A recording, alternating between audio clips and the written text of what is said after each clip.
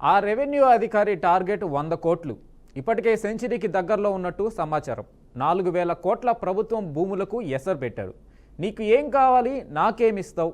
Ceiling భూములు మీ పేరుతో రాసిచ్చేస్తా, ప్రభుత్వ భూములకు పట్టాలు వచ్చేలా చేస్తా, వివాదాస్పద భూములు క్లియర్ చేయిస్తా, గర్భకండ్రిక భూములు మీకు రాసిస్తా, అక్రమ లేఅవుట్లకు అనుమతులు ఇస్తా, లేఅవుట్లో ప్రభుత్వ భూములు కలుపుకుంటే వాటిని చట్టబద్ధం చేస్తా, భూములు లేకున్నా భూ పరిహారంలో మీ పేరు రాసిస్తా, మీకు సగం నాకు సగం, సాగరమాల జాతీయ రహదారుల నిర్మాణానికి నా వాటా నాకిచ్చి గ్రావెల్ ఎక్కడైనా లోడేయండి, కొండలు కావాలా మీ పేరుతో ఆన్లైన్లో వచ్చేలా చేసేస్తా అంటూ 100 కోట్ల రూపాయల సంపాదన టార్గెట్గా పెట్టుకొని లెక్కలేనన్ని అక్రమాలకు పాల్పడుతూ వందల ఎకరాల ప్రభుత్వ భూములను ప్రైవేటు వ్యక్తులకు అప్పగించేస్తున్న ఆ అవినీతి అధికారి ఎవరు? ఎక్కడ ఈ అక్రమ వ్యవహారం అంతా నడుస్తుంది? తెలుసుకోవాలంటే వాచ్ ది స్టోరీ.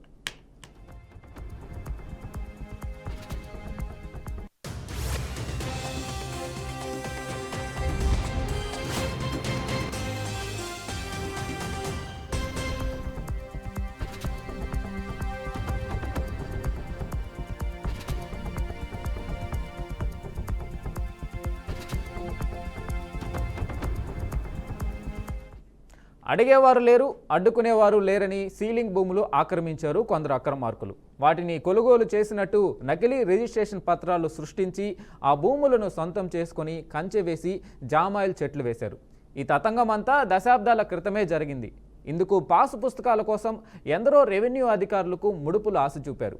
కానీ సీలింగ్ భూములకు పాసు పుస్తకాలు జారీ చేయడం కుదరదన్న నిబంధనతో 4 తహసీల్దార్లు ఈ వ్యవహారాన్ని తోసిపుచ్చారు. కానీ ప్రస్తుత ఇన్ఛార్జి ఎంఆర్ఓ మాత్రం భారీగా ముడుపులు తీసుకొని ప్రభుత్వ భూములను ప్రైవేటు వ్యక్తులకు కట్టబెట్టారు. ఈ వ్యవహారం అంతా తిరుపతి జిల్లా చిలుకూరు మండలం కడివేడు రెవెన్యూ పరిధిలో ఇన్ఛార్జి తహసీల్దారు కె శ్రీనివాసులు కనుసన్నలో జరిగింది.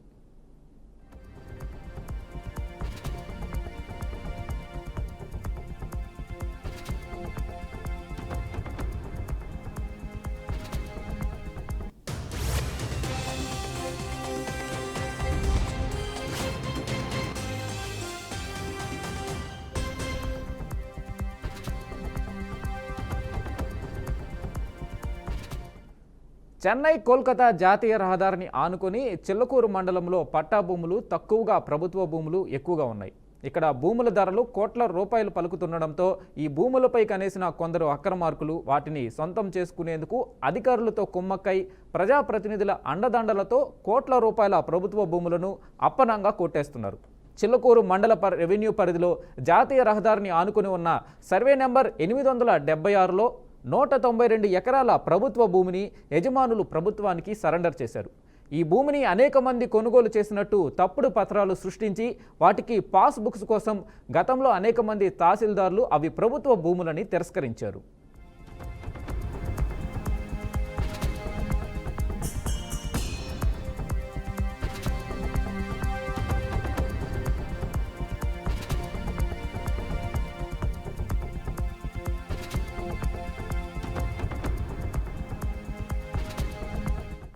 అయితే ప్రస్తుతం అవినీతికి కేర్ ఆఫ్గా మారిన తహసీల్దార్ శ్రీనివాసులు కోట్ల రూపాయలు ముడుపులుగా తీసుకుని ప్రభుత్వ భూములకు పాస్ బుక్కులు సిద్ధం చేశారు. దీంతో కోట్లాది రూపాయల ప్రభుత్వ భూములు ప్రైవేటు వ్యక్తుల ఆధీనంలోకి పోతున్నాయనే ఆరోపణలున్నాయి. కడివేడు రెవెన్యూ పంచాయతీలోని సర్వే నెంబర్ 743/2 నుండి 800 వరకు, సర్వే నెంబర్ 801, 802, 805, 876లో సుమారు 3,200 ఎకరాల ప్రభుత్వ భూమి ఉంది. ఈ భూమి విలువ మార్కెట్లో సుమారు 4,500 కోట్ల రూపాయల వరకు ఉంటుందని అంచనా. అయితే ఈ భూములన్నీ ఆక్రమణలకు గురైపోతున్నాయని స్థానికులు ఆవేదన వ్యక్తం చేస్తున్నారు.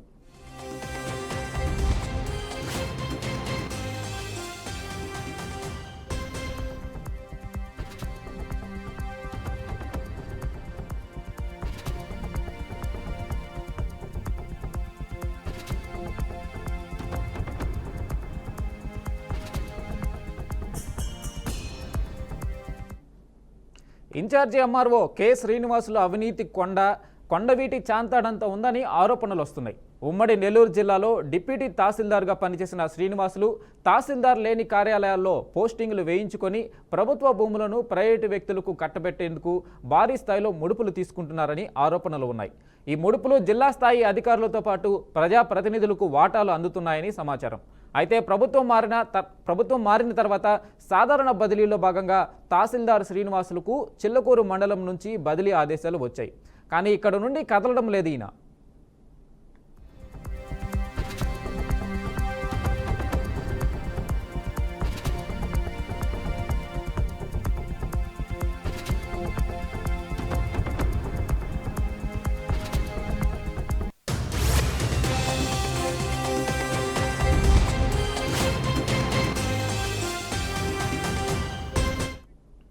ఇదిలా ఉంటే శ్రీనివాసులు పౌర సరఫరాల శాఖలో డీటీగా పనిచేస్తున్నప్పుడు అక్కడ రేషన్ బియ్యం అక్రమంగా అమ్మేసిన కేసులో సస్పెండ్ అయ్యారు.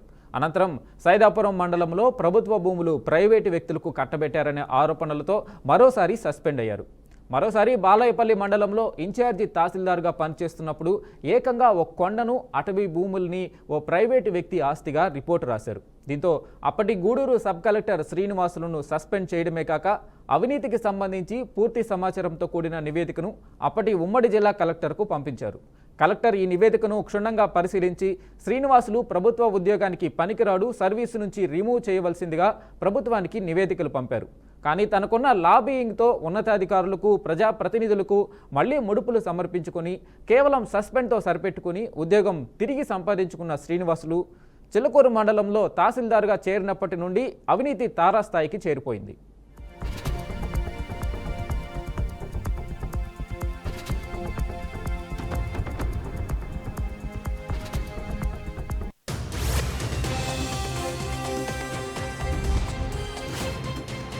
మరోవైపు శ్రీనివాసులు ప్రభుత్వ భూములను ప్రైవేటు పరం చేస్తూ సాగరమాల, కృషి సిటీ లాంటి ఇండస్ట్రియల్ అభివృద్ధి పనుల కోసం భూసేకరణలు, భూ పరిహారాలు అందజేయడంలో కోట్ల రూపాయల అవినీతికి పాల్పడ్డారనే ఆరోపణలు ఉన్నాయి. మరోవైపు ప్రభుత్వ భూములు కలుపుకొని జాతీయ రహదారిని ఆనుకుని పుట్టగొడుగుల్లా అక్రమ లేఅవుట్లు వేస్తూ ఇరిగేషన్ కాలువలు పూడ్చివేస్తున్నారని ఫిర్యాదు చేసినా కలెక్టర్ పట్టించుకోకపోవడంతో హైకోర్టును కూడా ఆశ్రయించారు స్థానికులు.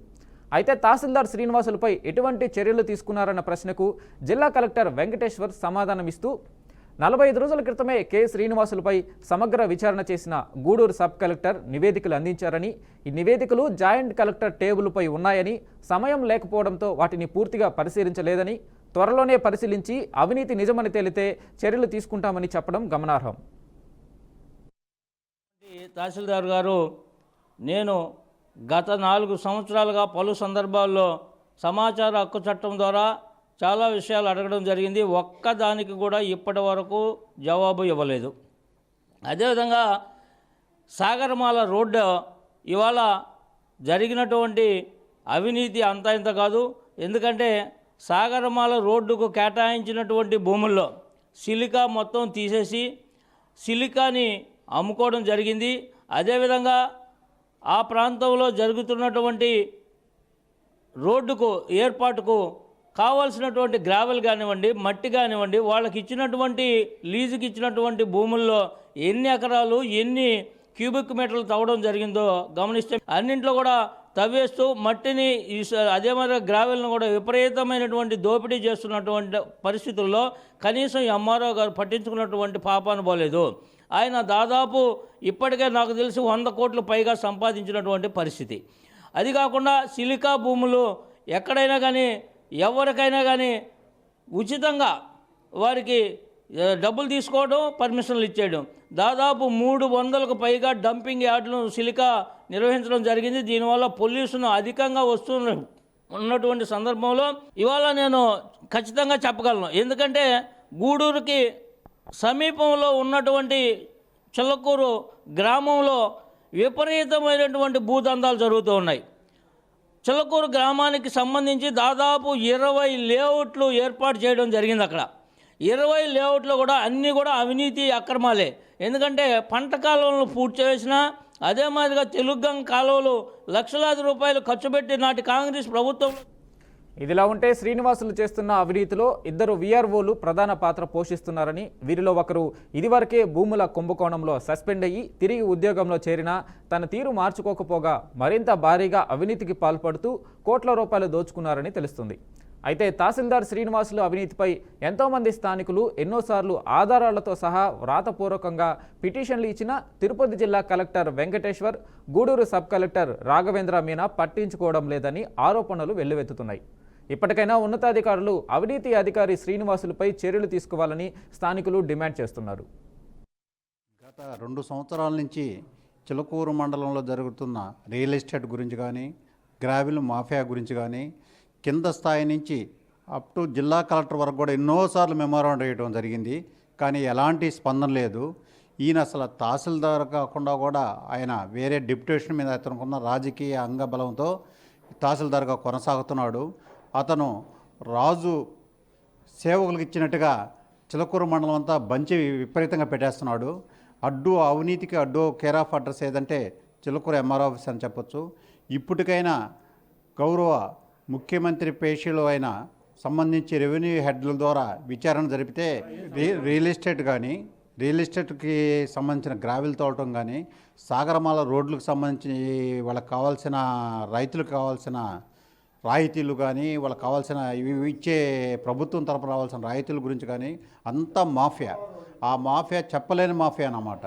అది కలెక్టర్ కూడా మేము ఎన్నిసార్లు రిప్రజెంటేషన్ ఇచ్చినా, గౌరవ సబ్ కలెక్టర్ గారికి కూడా ఎన్నోసార్లు ఇచ్చినా మీకేం సంబంధం అనే విధంగా మాట్లాడుతున్నాడు సబ్ కలెక్టర్ గారు కూడా. సబ్ కలెక్టర్ గారు మేము అడిగితే మీకేం పరిధి, మీకేం సంబంధం అని అంటున్నాడు ఆయన. ఆయనకు ఐఏఎస్ ఆఫీసర్గా ఆయనకు అది తగదు. మేము దీన్ని చాలా తీవ్రంగా ఖండిస్తున్నాము. అవసరమైతే దశల వారుగా ఈవెన్ సీఎం పేషి దగ్గర కూడా మేము పోయి రిప్రజెంటేషన్ కూడా ఇవ్వడం జరిగింది. ఆయన స్పందన సరిగా లేదు. ఆయన కేవలం మనం రిప్రజెంటేషన్ ఇస్తే సంబంధిత అధికారికి ఆయన ఇన్షియల్ ఇస్తున్నాడే తప్ప ఆయన చర్యలు ఏమీ తీసుకోవటం లేదని చెప్పి ఈ సందర్భంగా తెలియజేస్తున్నాం. ఇప్పటికైనా